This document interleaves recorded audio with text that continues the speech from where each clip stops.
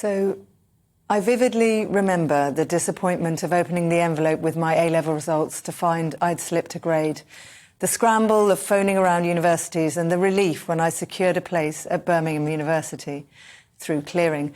At least when I was doing my A-levels, there appeared to be a level playing field. Those days, we rightly put education on the highest pedestal. This year, competition for university places is tough. There's grade inflation crackdown, universities are cutting places after over-recruiting, and British students are being rejected in favour of high-paying overseas students to cover inflation costs. This is the latest blow to a generation whose lives have been upended by COVID measures. No one who is not a teenager today can understand the added stress their generation has suffered.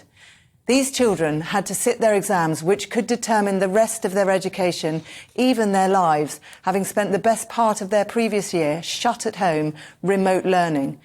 Britain's school closures lasted longer than any other European country, bar Italy. Every one of them should be proud today, whatever their result. For those in poverty with limited or no access to laptops or Wi-Fi, whose parents were out at work all day, it would have been tempting to just give up and say, no one values education, why should I? And perhaps that's why over 100,000 ghost children dropped off the school register since school closures. No one knows where they are. Children are resilient, but resilience only comes from learning, from stepping outside a comfort zone and from peers. These children were denied this. We now have an epidemic of anxiety, self-harm, eating disorders, suicidal thoughts and depression among teenagers.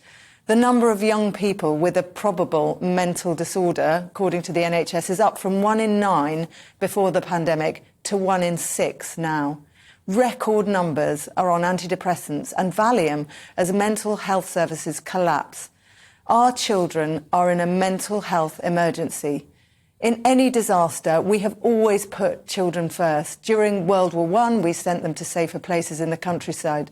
We put women and children in lifeboats first. Why did we forget this during the pandemic?